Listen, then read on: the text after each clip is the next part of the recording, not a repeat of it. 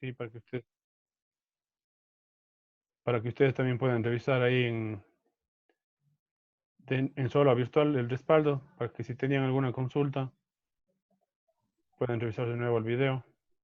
Sí, más que todo de la parte que es esta, que es la parte teórica, más que todo. Sí, bueno, no es que estamos conscientes de todo el papel que tiene la higiene, la seguridad y la manipulación de alimentos. Sí, ahorita, antes de empezar, también les iba a contar otro tema. Esta parte de que cómo se van a reactivar los negocios, sí, está clarísimo. La única forma que se va a reactivar esto, así de a poco, es el delivery.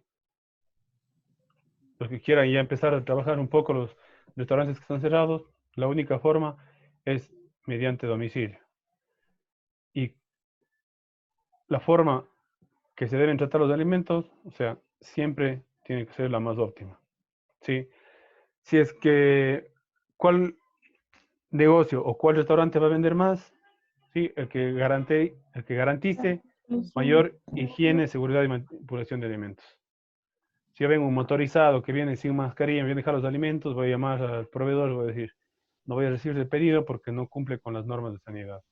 ¿Sí? En cambio, si es que viene ahí un motorizado, un astronauta, pues poco, yo voy a sentirme muy cómodo y voy a decir, chéverísimo, ya mándeme todo esto. Igual, en la parte del embalaje o del empaque, sí, ¿cómo me siento yo seguro? Si es que me viene una funda y todo mal amarrado y que me venga toda esta parte de que se regaron los jugos, de que las papas están aplastadas, ¿sí?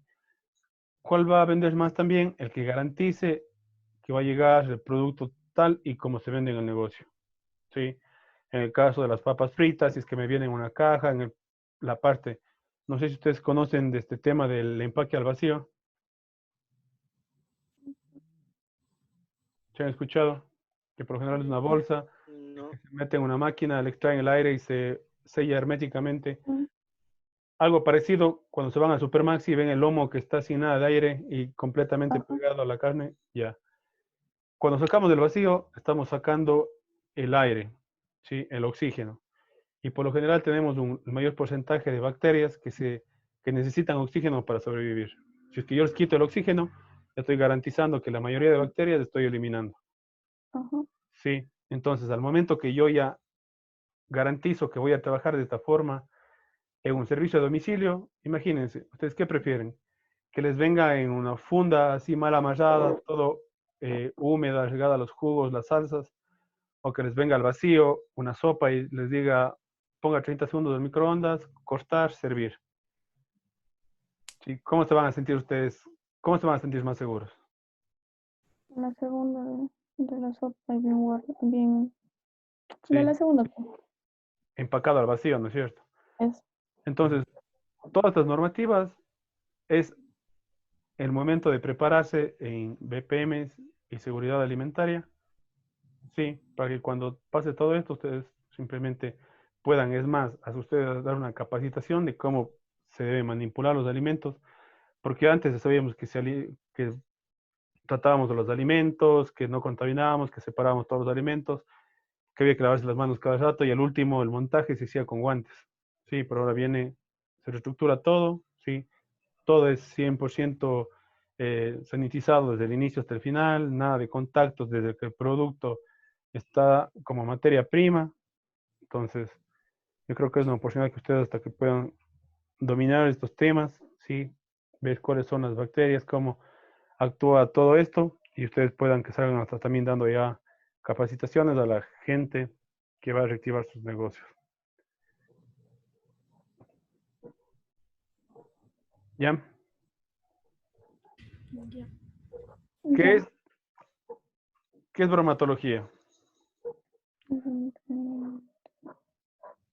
Sí, dos palabras básicamente.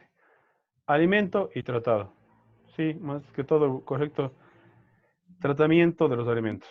Tratar bien los alimentos. Sí. En la parte de aquí, si ustedes se pueden fijar, sí, la palabra discriminar, que dice que es la ciencia que nos brinda las herramientas para discriminar entre un alimento con características adecuadas para el consumo humano y uno que ha sufrido cambios por diferentes causas externas a mano del hombre. ¿Qué quiere decir con discriminar? ¿Alguien que pueda contarnos un poquito de qué significa la palabra discriminar?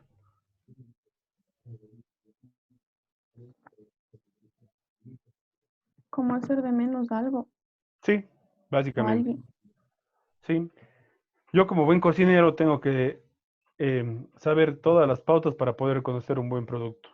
Sí. Y simplemente yo trabajar con un producto que sea apto, de buena calidad, idóneo para preparar alimentos. Y el producto que no sea apto, simplemente descartar, no recibir. Sí.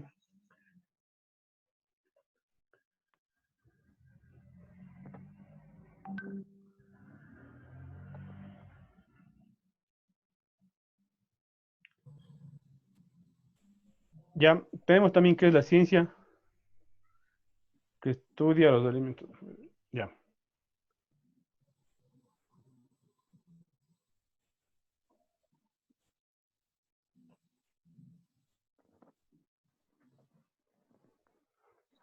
Ya. Tenemos que también una ciencia que estudia los alimentos.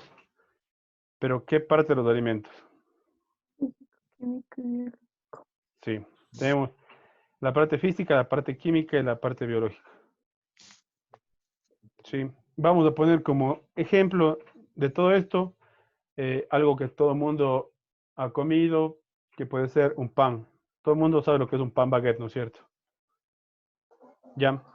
Tenemos en la parte física, dice, estudia las características organolépticas, olor, color, sabor, textura, todo lo que se percibe a través de los sentidos. Todo el mundo ya sabemos que nuestros sentidos son el oído, la vista, el olfato, el tacto y el gusto. ¿Sí? ¿Qué quiere decir con esto? Yo voy a estudiar toda la parte física que pueda tener con mis sentidos. En el caso del pan baguette, ¿sí? Todo el mundo sabemos, tenemos grabado en nuestra memoria cuál es el olor de un pan baguette, de un buen pan baguette, ¿sí? Todo el mundo sabemos que si es que por ahí tiene un olor ligeramente ácido, ¿sí? O un olor ligeramente putrefacto, ya sabemos que algo pasó con ese pan, ¿sí? Que no es un pan apto para el consumo. Todo el mundo sabe el color que tiene el pan baguette, que es un color prácticamente dorado. Sabemos que si está negro, sabemos que se quemó y no voy a poder consumir, que no quiero consumir eso. El sabor, sí, todo el mundo tenemos ya grabadísimo el sabor de un buen pan baguette, sí, el sabor ligeramente de levadura, de toda esta reacciones que pasa entre la harina y llevada a una temperatura, sí.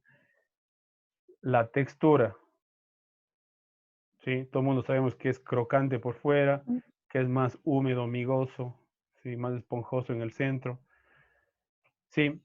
¿Y qué creen? ¿Ustedes creen que saben cómo se escucha un pan baguette? ¿Puedo escuchar un pan baguette? Sí, el crujido a lo que le aplasta. Sí, exacto. ¿No es cierto? Entonces yo tengo ahí como que si es que no suena, ¿qué significa que está el pan?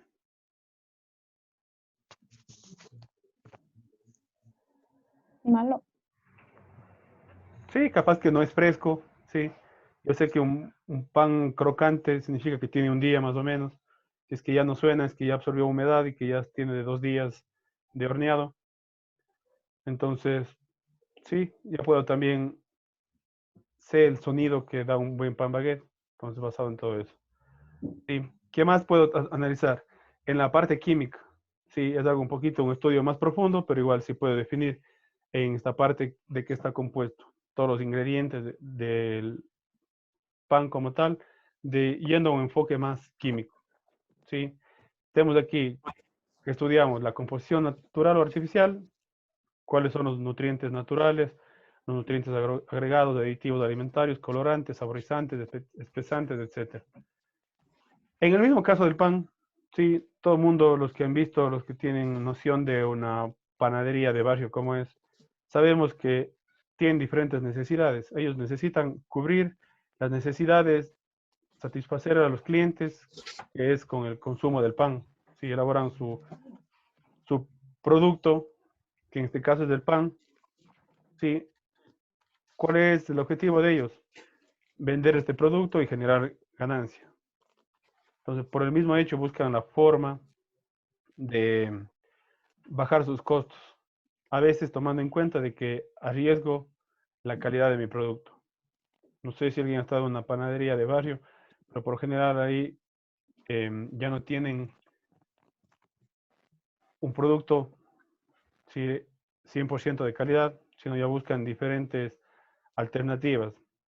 La harina siempre va a seguir siendo una harina buena, pero una parte de la grasa, sí, por lo general, yo para hacer un croissant, sí, ¿saben lo que es un croissant? Ya.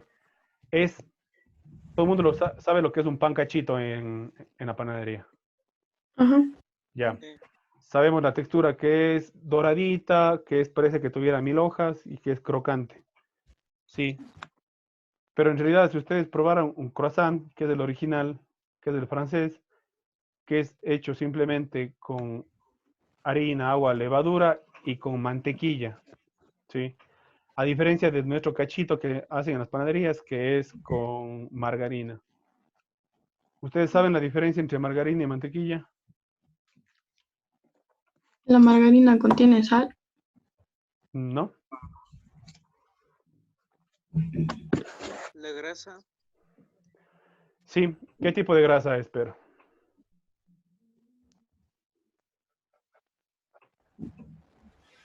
Mm. Sí. Verán, esto de aquí es algo, una de las cosas más importantes que ustedes tienen que aprender. Sí, es algo relativamente muy fácil, pero que después cuando están en tercer ciclo, a veces dan un examen y no saben las diferencias entre estos dos tipos de grasa. Y básicamente pueden tener un examen completamente bueno, pero si es que no saben reconocer entre los dos tipos de grasa, básicamente es como si no hubieran desarrollado nada en su presentación o en su plato. La margarina viene de un proceso, más que todo, es un derivado de grasas vegetales. ¿Sí? Que mediante un proceso, da un proceso de solidificación, ¿sí? Básicamente es basado en palma, girasol. Sí, todo el mundo sabe lo que es una mantequilla, bonela, regia, ¿cuál más hay? Imperial, ¿sí?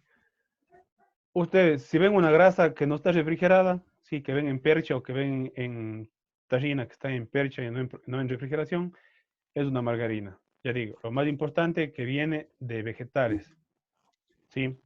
Así como nuestro, hagan de cuenta que es como el aceite, el cocinero, la favorita, que llevó un proceso, ¿sí?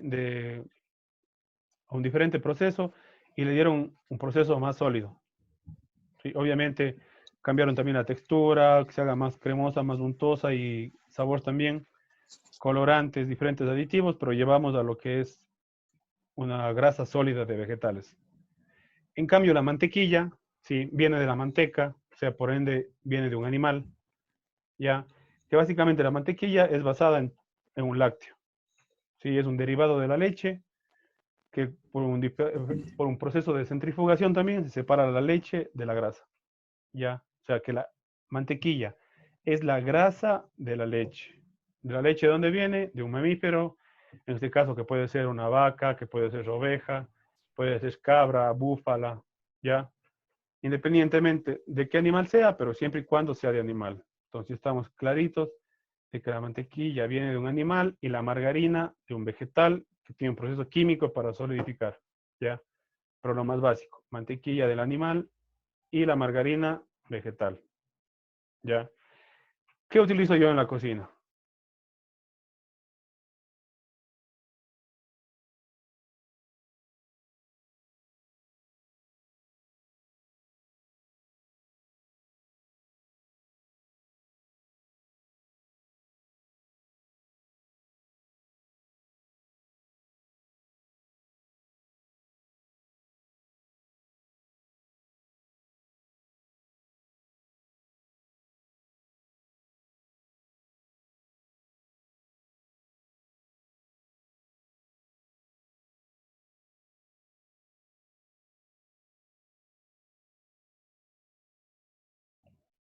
Ya, ¿me escuchan ahí? Ya. Sí, ¿Qué creen ustedes que se utiliza en la gastronomía, en la alta cocina? ¿Mantequilla o margarina? Mantequilla. Sí, mantequilla.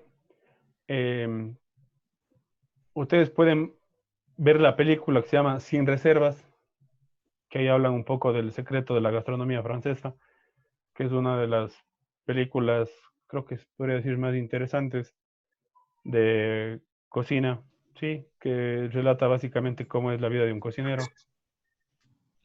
que todo se basa en obtener, en creer la perfección. Una vez tiene la perfección, quiere simplemente tiempo y no le importa si tiene que trabajar vendiendo almuerzos, comida de vianda, lo que sea, pero para poder tener tiempo y ser feliz. Sí, ahí habla un poquito de todo esto, pero ¿a dónde iba con la mantequilla? Entonces, ya sabemos reconocer entre la mantequilla y la margarina. Sí, entonces en la parte que decía, déjenme les comparto la pantalla de nuevo.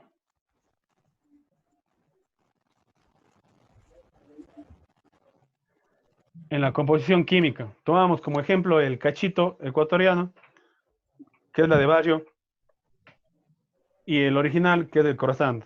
Sí, que ustedes hagan de cuenta que es igual como un cachito. La diferencia entre los dos es el tipo de grasa que utilizan. Sí, aquí para nosotros, nuestro panadero, para poder sacar un costo de 2 centavos, va a utilizar un tipo de, de grasa muy económica. Sí, mientras que en Francia, sí, tenemos un cachito, un croissant francés que vale $1.50, nosotros tenemos aquí un pan que vale 15 a 20 centavos. Entonces la diferencia tiene que ser abismal en cuanto a calidad de productos y materia prima. ¿Sí? Entonces, ¿qué hace nuestro panadero aquí? Coge una margarina, ¿sí? O una marva que compró industrialmente, que la mantequilla, que la marva es completamente barata, es simplemente grasa hidrogenada. Y a esta grasa le pone diferentes aditivos. ¿Sí? Entonces, el proceso de hidrogenas, de, al momento de hacerle yo hidrogenada, ya estoy teniendo en esta parte de aquí que me dice aditivos alimentarios. Tengo un proceso químico, ¿sí? Aditivos alimentarios. También, como nunca va a tener el mismo sabor la mantequilla que la margarina, entonces voy a tener que agregar un saborizante. ¿Qué saborizante? Hay un saborizante que se llama mantequilla, ¿sí? Que es un sabor artificial de mantequilla que ustedes pueden poner a todo, que ponen eso también en el canguil que les venden en el cine, que ustedes dicen que ese como huele riquísimo a canguil y a mantequilla.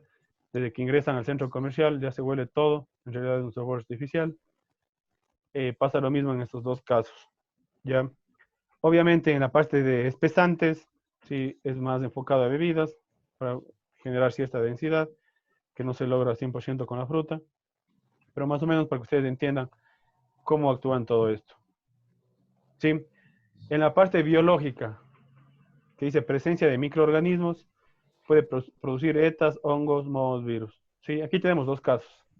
Una que puede producir ETAs, que son enfermedades transmitidas a través de los alimentos, ETAs, acuérdense también esta palabra, pero estas son enfermedades, pero otras también por un proceso biológico que me puede generar o favorecer en mi producto. En este caso también tengo, con el mismo caso del pan, ¿qué creen ustedes que un microorganismo que me pueda favorecer al desarrollo de este producto que es el pan? La humedad. No, no es un microorganismo. A que pueda favorecer, dijo. ¿No? Sí. Todo el mundo sabemos que el componente principal para que un pan se haga esponjoso, ¿qué es? La levadura. Ya, la levadura, que es también, está dentro de este tipo de aquí, entre bacterias, hongos, mohos, virus, sí, en este caso la levadura, se activa, crece, tiene vida, empieza a respirar, a vivir, entonces en el proceso del gluten empieza a hinchar el pan desde adentro. Sí, entonces en esta parte yo tengo que me favorece un proceso de este tipo, una presencia de microorganismos. Pero obviamente, si es que yo dejo más de un día o 2 días del pan afuera o el cuarto día vamos a revisar nuestro pan y ¿qué va a estar? Verde, ¿no es cierto? A veces con lanas. Sí, ¿por qué? Porque tenemos nosotros esta presencia de microorganismos, lo que está pasando ahorita con el coronavirus, que está en el aire, ¿no es cierto? Pasa lo mismo con los Sí. alimentos. Tenemos bacterias, microorganismos, hongos que están en el aire, que simplemente necesitan un lugar donde vivir, que alimentarse y humedad para desarrollarse al máximo. En el caso del pan, una vez que sale del horno, empieza a cargarse de nuevo de humedad. Entonces, tenemos humedad que pasado 2, 3 días va a estar cargadito de humedad de nuevo. Llega un microorganismo, ¿sí? Tiene alimento completamente de lo que es el carbohidrato y el azúcar del pan. Tiene humedad y solo necesita un poco más de tiempo para que se prolifere todo este tipo de microorganismos. ¿Ya? Entonces tenemos aquí todos estos casos.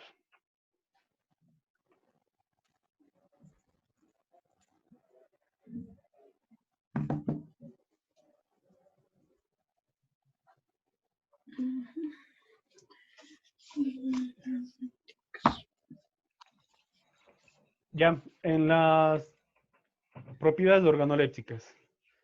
¿Qué significa organolépticas o de dónde viene? Simplemente tomen en cuenta que léptico significa que es receptivo, ¿sí? Y órgano, entonces, todas las percepciones o las recepciones que puedan sentir nuestros órganos. ¿Cuáles son nuestros órganos receptivos? A ver si me ayuda Víctor Romero.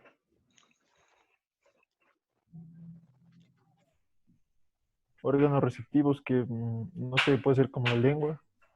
Sí, todos los que sientan. Aquí nada más tenemos como sentidos y qué órgano se encarga de cada parte. Como sentir, entonces, no sé, que la vista, o sea, que los ojos. ¿Sí? ¿Cuál más? También del tacto puede ser, supongo que las manos o en general la piel. ¿Sí?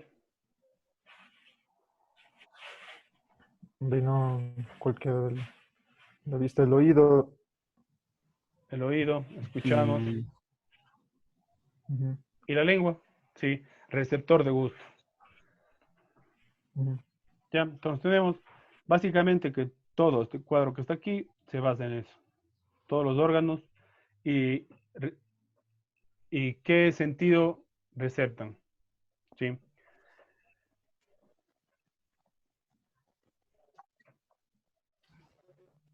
Tenemos entonces el análisis organoléptico. ¿Qué es un análisis organoléptico? Sí, para tener un ejemplo claro, sí, todo el mundo sabe, hemos visto en películas, en novelas, en enlaces, en internet, lo que es un sommelier, ¿no es cierto? Sí, todo el mundo conoce lo que es un sommelier. Alguien que me mande una manito si no sabe qué es un sommelier o una cata de vinos.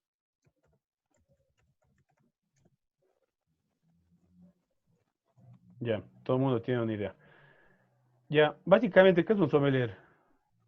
Un sommelier, Un experto en calar vinos, sí, catar vinos. es el que la persona, sí, una persona que estudió mucho, que va a identificar si un vino es de muy buena calidad, de calidad media o de mala calidad. ¿Sí? Aquí es un claro ejemplo de cómo nosotros podemos tener un ejemplo claro de un análisis sensorial, ¿sí? De poner a prueba todos nuestros sentidos para poder calificar un producto de calidad. Tenemos como primer paso la vista, ¿sí? De que coge el sommelier, pone una copa y entonces con la vista, qué nomás puede describir aquí? El color, ¿Sí? El color. ¿Qué más? El brillo, si es traslúcido, ¿sí? Si es que forma, tiene, sí, la forma, más que quiere decir la densidad, ¿sí? Porque si es la denso, densidad. exactamente, si es denso, si es líquido. ¿Qué observa con todo esto? Si el color está muy opaco, si no tiene brillo, significa que ya pasó algo dentro de la barrica, ¿sí? Capaz tuvo ahí un defecto, presencia de agua, presencia de oxígeno o algunos factores que hicieron que el vino se dañe. Luego de esto, ¿qué viene? La parte del olfato, ¿sí? ¿Qué viene con el olfato? El olor, si tiene un olor bueno o malo. Sí, entonces ahí, ¿cómo determinamos que un vino sea de buena calidad? Si es que tiene aromas, sí, a especies, siempre tirado, enfocándose más o yéndose para el lado de lo dulce, ¿sí? Canela, cúrcuma, cardamomo, chocolate. Si es que es un vino blanco, si es que tiene presencia de aromas a flores, manzanilla, cítricos, ¿sí? En cambio, si es que tiene un olor a gasolina, acético, si algo medio combustible, significa que el vino ya es de mala calidad y que también pasó algo dentro del proceso de maduración o de barrica, ¿sí? O el proceso de añejamiento. Luego ya vamos a la parte del sabor, ¿sí? ¿Qué pasa en la parte del sabor? Básicamente,